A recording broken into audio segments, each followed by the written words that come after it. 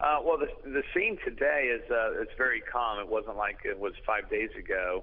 I finally had my counsel come in earlier today, and they're actually out, I believe, with the local government and their attorneys, and trying to come to some sort of resolution and agreement.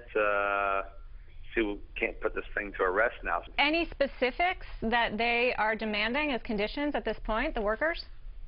Well, I mean, yeah, I mean, the demand is that, you know, a bunch of bad rumors and information got around, and some jealousy of another division getting severance packages, and some other workers that worked in that area for many years that had been transferred over to another division saw that and got really jealous, and they said, hey, we want to quit too.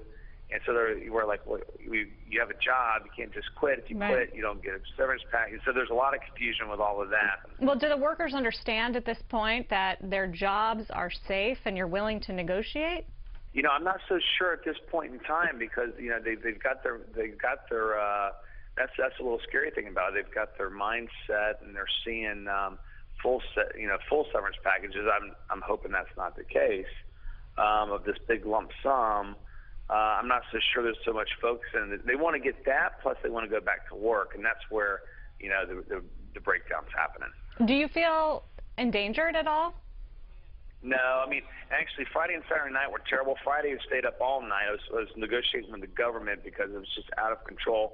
150, 200 people, completely miscommunication going on. The local labor union was just, you know, their goal was just to strictly to come to some sort of resolution to calm the people. But at the same time, it would have, you know, you completely be committing business suicide, what they were asking me to do. And we were talking for 7 hours, from like 10 to 6 in the morning, 5 in the morning, explaining how you just can't offer anybody severances just to make them happy.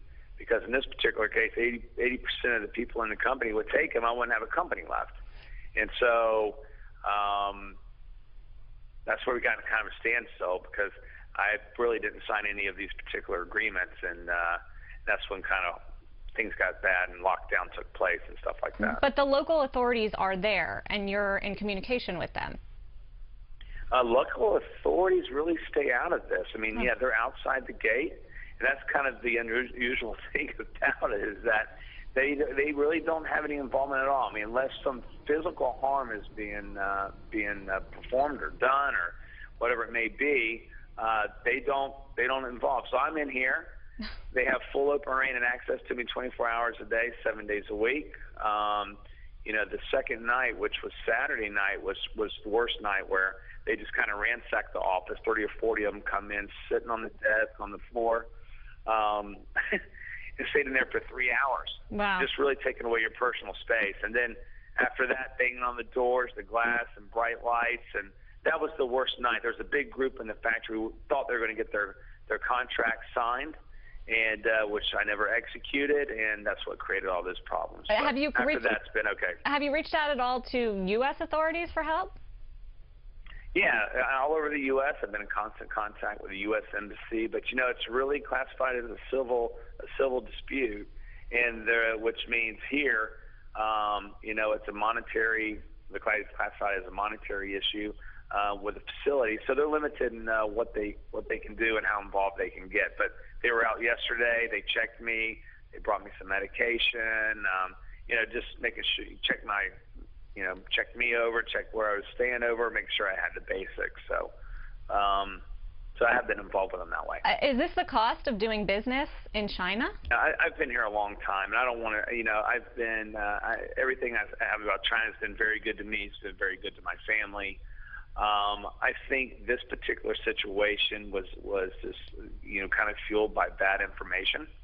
We were moving a segment of our business, looking to move it over to Mumbai, India. Right. You know, where labor is quite cheaper, and the dollar versus the rupee is much stronger, and, you know, we've lost 25% valuation on the dollar here versus the renminbi over the last 4 or 5 years. So, you know, in terms of that segment of the business that we're looking to move, because it's so labor intense, made sense. But the other one, which is much more automated, and one person per machine, and having our lab equipment here, our microbiologists here, clean rooms here, still made sense to keep that segment up and running. Are you going to have to consider closing your factory there? I'm trying not to think like that. I'm a pretty optimistic type of guy.